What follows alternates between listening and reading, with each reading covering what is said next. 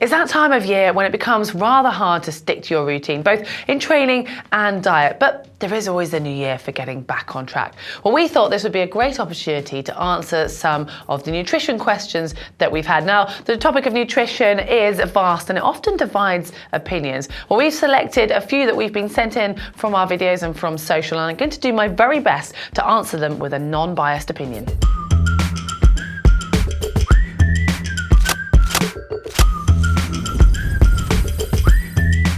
Well, our first question to kick things off is very topical. Is it okay to indulge at Christmas? Well, the big question, and I personally, my gut reaction would say yes, of course it is. That's what Christmas is for. It's about having fun and not worrying about what you're eating. But you do need to remember that the damage that you do now, you will have to work off further down the line. And I'm not a party pooper, and realistically, does one day now really going to affect your performance in 6 months' time in the summer race season? Probably not. But I don't want to put you guys off. Hopefully you've had your Christmas dinner by now, because Mark Fraser and I did do a little bit of research on a Christmas calorie video, and the average meal comes in at just over 5,000 calories. But before you panic, that is including everything. So having starters, having drinks with your Christmas turkey, your main meal with roast potatoes, etc., Christmas pudding and dessert, and cheese and biscuits. So if you go for that lot, you're probably going to need to do even more than an Ironman to burn it off. The bigger problem comes when you have several of these style of meals over the festive period. Then you've got chocolates in the office, in the mid-afternoon it's hard to resist, and you may be going for lots of drinks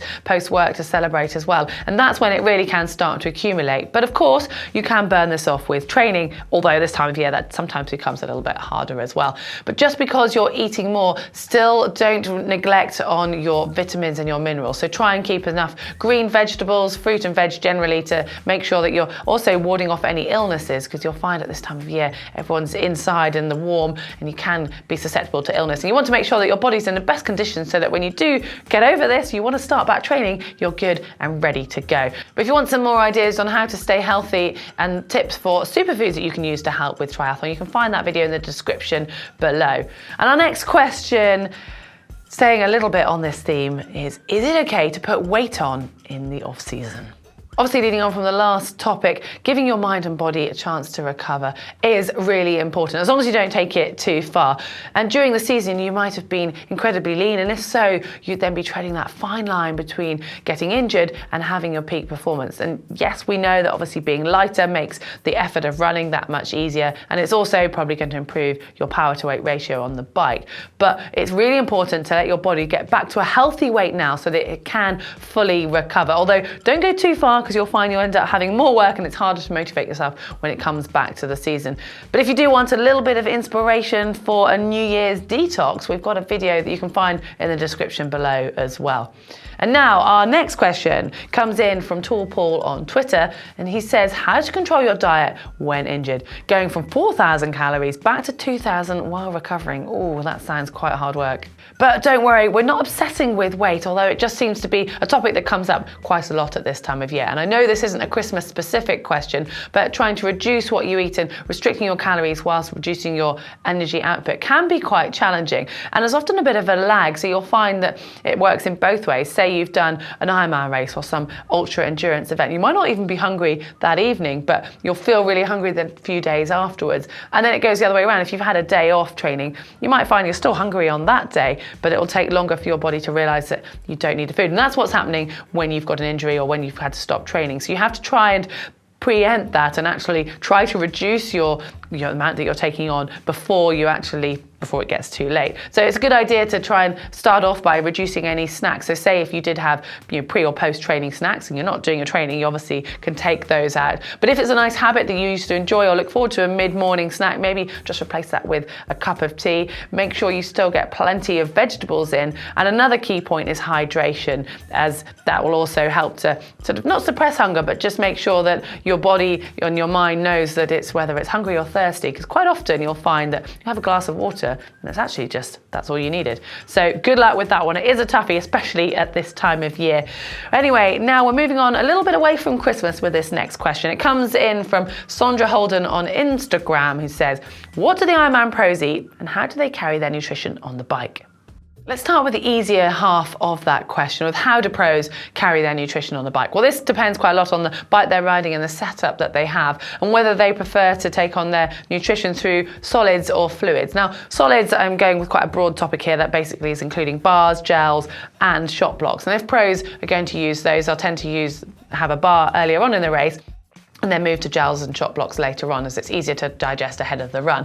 But as for storage, you'll see most bikes actually have some sort of bento box or a top tube bag, which they can put these in, and they'll often you'll find that they've already opened them, so it's gonna be really easy to take that nutrition on. Now, some pros will actually opt to, instead of having gels in individual packets, they might empty all of their gels into a water bottle and then dilute it with water, so that they can just take that from, maybe it's on the down tube or the seat tube, and they can take a swig of that, and they might even mark how much each gel is, so how much liquid they'd have to take on to actually consume a gel. Another option when it comes to gels is taping them onto the top tube, and you see that with some pros and age groupers alike. Well, for more ideas on what pros eat on the bike, we've got a video on that which you can find in the description below. And then when it comes to hydration, you'll find that most pros will have some sort of hydration at the front of the bike that they can remain in their aero position and drink from. And there's some bikes that have got very specific built-in bladder system. For example, the S-Works actually has a bladder that sits in the down tube and then comes up through in between the aero bars. Then you've got something a little bit more obvious, like on Mark's Canyon Speed Max, for example, which is inbuilt, but it sits at the front of the bike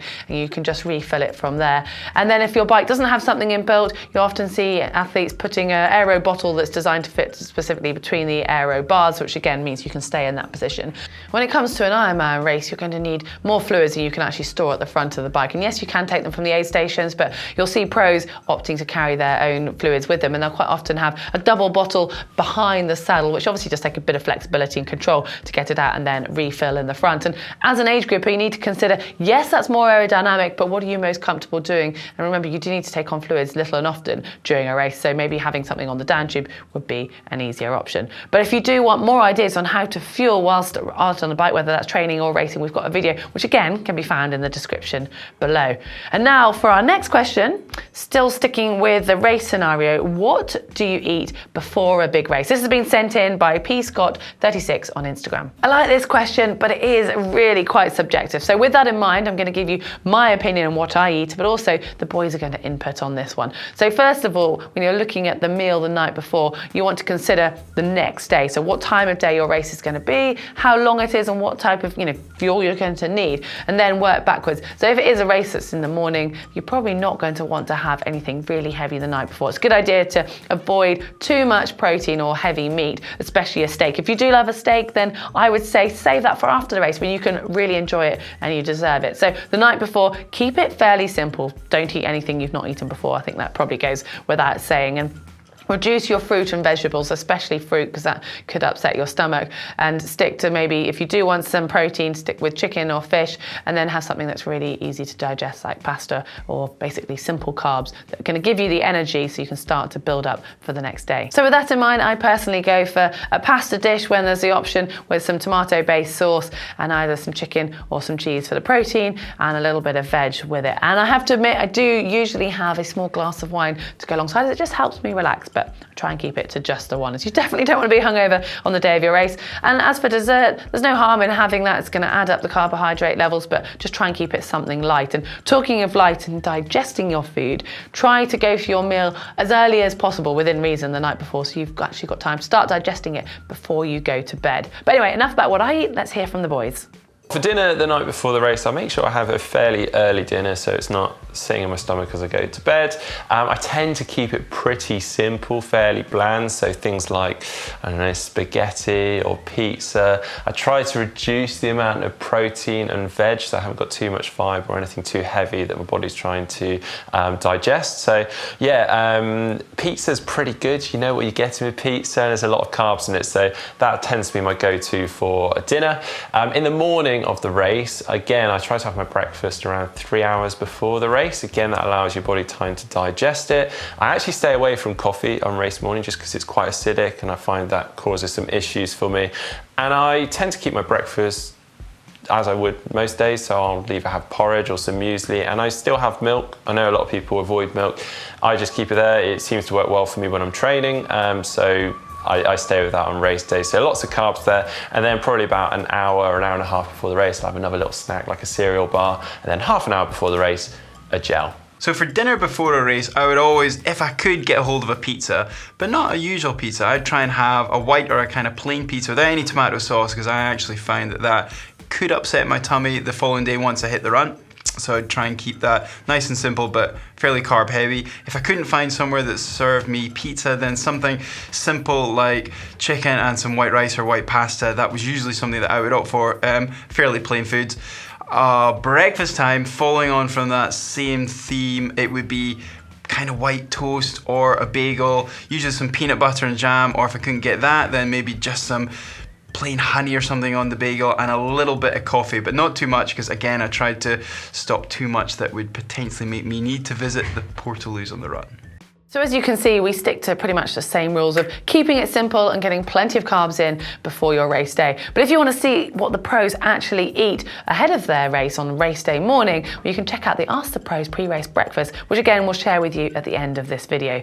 And now for our final question, we are going back to the Christmas theme of how to burn off those Christmas calories. This is more of an exercise related question, but as we're in the festive theme, we thought we'd add it in. Now, no matter how hard you try to stay healthy and stick to your normal routine, there's only so much you can do in this festive period. And there's only so many times you can refuse those social drinks or walk past the mince pies on the side in the office. So it might be a matter of, instead of trying to change your diet too much, just trying to get in a little bit more training. Although I know that can also be a challenge at this time of year, especially if you're away from home or if your local facilities are closed. So if you don't have much choice or time on your side, then keep it short and sweet. And remember, something is always better than nothing. So even if it's just 30 minutes on the indoor bike, either at the gym or at home, that's going to make a difference. And we've actually got a 20-minute indoor workout on GTN, so check that one out if you need some inspiration.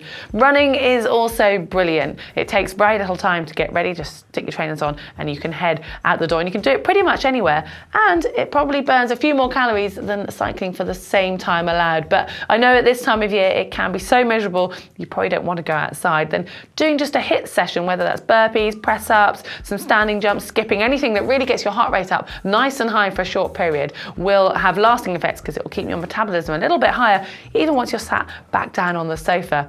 So hopefully I've not put you off your Christmas meal or your Christmas calories, and you've enjoyed this video as much as you're enjoying the festive period. Give us a thumbs up like if you are. And hit the globe on screen. And if you want to know how much the pros weigh, it might be a bit depressing at this time of year, but you can find that on an Ask GTN just down here. And to see the Christmas calorie burn off versus that Mark Fraser and I did against each other when we tried to burn off our Christmas meal, you can find that one just over here.